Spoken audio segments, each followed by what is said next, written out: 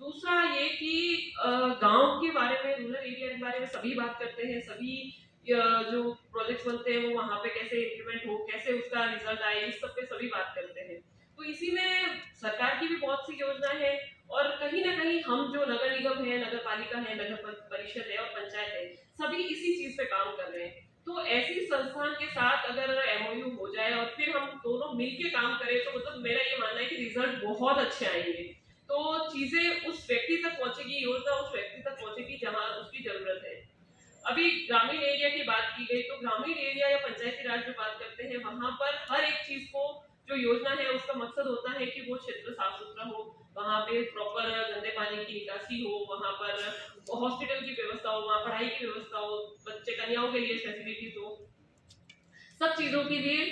बेहतर से बेहतर काम करें। लेकिन आप जब पधारे हैं तो मैं ये चाहती हूँ कि सभी कॉलेज में आपके आसपास के क्षेत्र के गाँव के,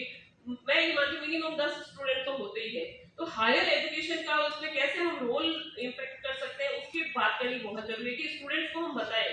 कि जो चीज आप, जो विजन शहर में आके देखते हो उसको अपने गांव में कैसे आप ला सकते हो, कैसे आप एक गांव की एक चीज बहुत अच्छी होती है कि वहां पर कोई भी चीज अगर करने लगे, क्योंकि गांव में हम सब, पूरा गांव एक परिवार होता है, वहां पे आप कब आओगे कब जाओगे ये सबको पता होता है। 10 मिनट भी आप कॉलेज से लेट जाओगे तो पूछेंगे जरूर बेटा आज कॉलेज से लेट क्यों है। तो मैं ये मानती हूँ कि ये जो सेमिनार है इसके बाद जब आप आगे जाके अपने कॉलेज में ये बात करेंगे तो बच्चों को कहीं ना कहीं ये भाव आएगा कि नहीं,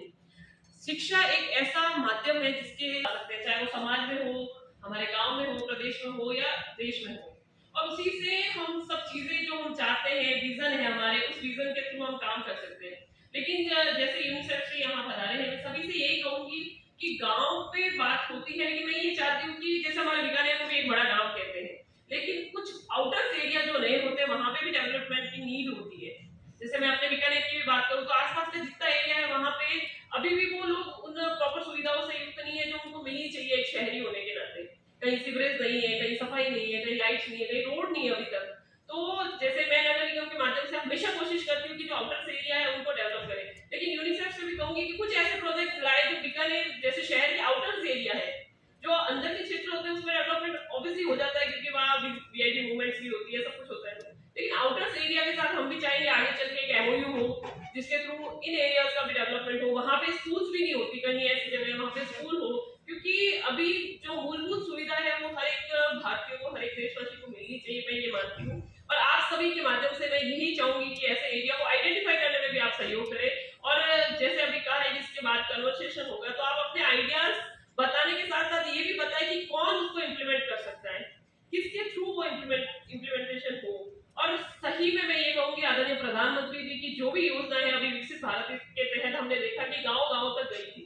तो मैं ये मानती हूँ कि उसमें बहुत चेंजेस आए हैं, लोगों को एटलीस्ट योजना के बारे में पता चला है। तो इसी में हम भी बात करें कि हमारा जो मोटिव है कि किस तरह से हम लोग विकास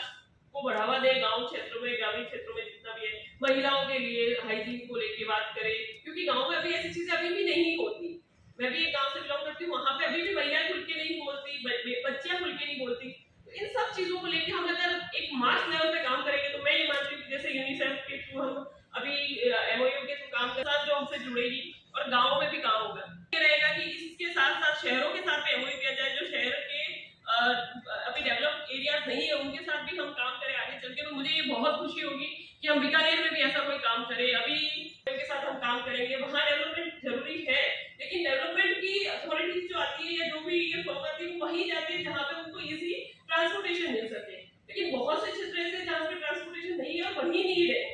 तो मैं ये मानती हूँ कि सेमिनार के बाद हम बैठेंगे और कुछ ऐसे डिस्कशन होंगे कि बीकानेर के लिए भी हम